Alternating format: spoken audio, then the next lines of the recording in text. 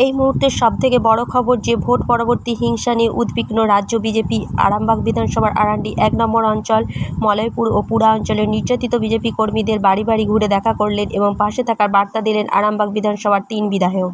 খানাকুল বিধানসভার বিধায়ক সুশান্ত ঘোষ, আরামবাগ ও গোঘাটের বিধায়ক মধুসূদন বাগ ও বিশ্বনাথ কারক। শুনলেন নির্যাতিত কর্মীদের ওপর নির্যাতনের কাহিনীও। সাথে সাথে তৃণমূল কংগ্রেসকেও দিলেন বার্তা, জানালেন হিংসা বন্ধের আবেদন। সুশান্ত ঘোষ বলেন যে ভোটে হার জিত থাকবেই, তা বলে হিংসা করে সমাধান হয় না। পুলিশ প্রশাসনকেও আরও সক্রিয় হওয়ার কথা বললেন। আরও বলেন, দেখে দেখে বিজেপি কর্মীদের মিথ্যা মামলা দেওয়া হচ্ছে, তা বন্ধ করতে বলেন। সাথে দিলেন শান্তির বার্তাও। আমরা এখন শুনব তিনি ঠিক কী বলেন। Bureau report, Khanakul Times.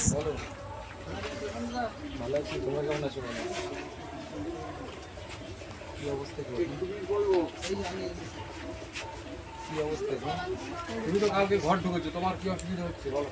কিছুই নেই, অসুবিধা হয়নি তো? তাহলে অসুবিধা হলে ফোন করবে। কিছু বলে না।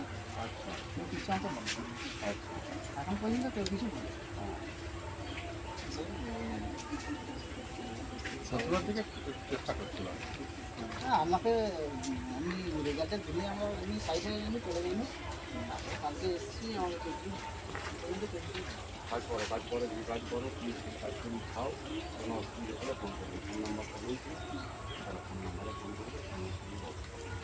হ্যাঁ, তাহলে ঘটনা ঘটলে ঘটতে পারে,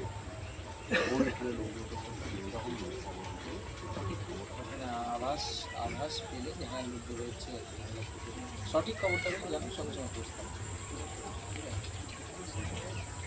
ওই আরাকুলি কার বাড়ি বললি? প্রদীপ মালিক। তুই যাকে দেখতেছিস, আমার তো ঘরে দেখা ছিলেন, আমার ছেলেরা তো সব বাইরে, আমার স্বামী আছে সেও বাইরে। তা তুই যে মোটর সাইকেল নিয়ে যাচ্ছিস, তোকে তো সাবধানে যেতে হবে। তুই এরকম ফর্সে মোটর সাইকেলটা নিয়ে যাচ্ছিস, আমার ছেলেটা চালিয়ে যাচ্ছে, এরকম গলা দিয়ে চলে যাচ্ছে, যে আমার ছেলেটা চলে যাবে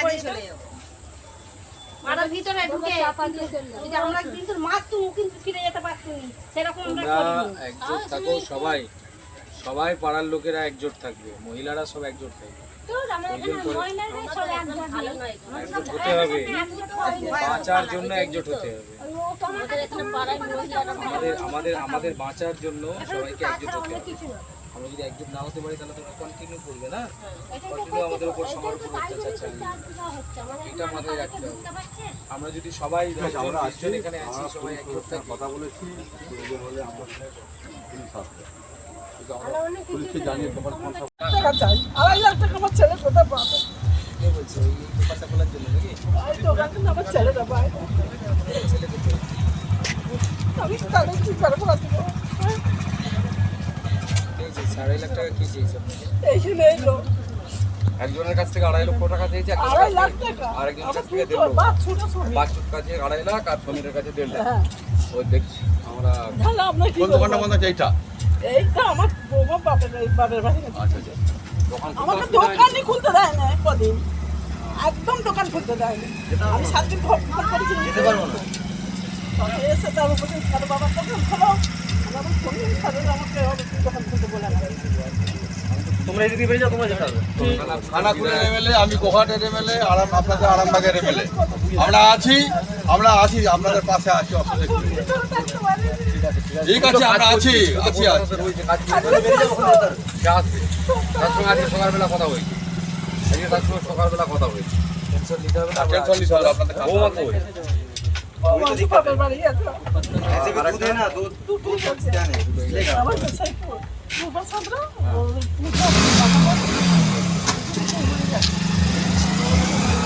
ঠিক আছে, ভালো থাকবেন।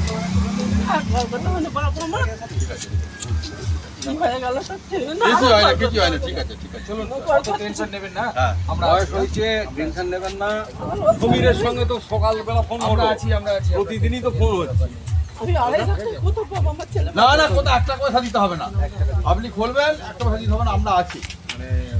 ঠিক আছে, আমরা যা ফোন করে আমরা খোঁজ খবর নেবো। নমস্কার। বলে কত গালাগালি, কত খাচ্ছি আমি। ঠিক আছে। আমি খোলা মানুষ, আমি কোথায় যাবো? না আরামবাগের বিধায়ক এসেছেন, আমি খানাকুলে, আর ওখানে গোঘাটের শুধু MLA এসেছেন। নামটা লিখে রাখবেন, কে এসে বলছে, কে কি বলছে। ভয় আমি পাবেন নাম না। লিখে আমি পাঠিয়ে দেবো। একদম আপনি এমএলএ সাহেবকে টেলিফোন করে দেবেন, আমরা যা সবাই মিলে যা করার করব। ভয় পাবেন না। সবাই মিলে একজোট থাকবেন। কি কর্মসূচি আছে? দেখুন, সারা আরামবাগ লোকসভা জুড়ে যে বিজেপির কার্যকর্তারা অত্যাচারিত হচ্ছে তৃণমূল কংগ্রেসের হাতে, তাদের বাড়িতে বাড়িতে গিয়ে দেখা করা, তাদের পাশে দাঁড়ানোর বার্তা নিয়ে আমরা প্রত্যেকটি এলাকায় ঘুরছি। আজও আরামবাগ বিধানসভায় আছি। আরামবাগের সম্মানীয় বিধায়ক মধুসূদন দা আছেন গোঘাটের বিধায়ক মাননীয় বিশ্বনাথ দা। আমরা যাচ্ছি সন্ত্রাস কবলিত এলাকাগুলোই, সেখানে আমরা গিয়ে সকল কার্যকর্তাদের পাশে থাকার বার্তা দিচ্ছি। সেই সঙ্গে তৃণমূল কংগ্রেসকেও আমাদের বলার, যেটা গতকাল থেকে আমরা যেটা বলছি, আজও আমাদের সেই একই জিনিসই আছে যে হিংসা সরাবেন না, মানুষ শান্তি চায়। আপনারা জিততে পারেন লোকসভায়, কিন্তু শান্তি বজায় রাখুন। আমরা হিংসার বিপক্ষে। আমরা চাই রাজনৈতিকভাবে গণতান্ত্রিক পদ্ধতিতে সবাই লড়াই করুক, প্রত্যেকটা নির্বাচনে হার জিত থাকেই।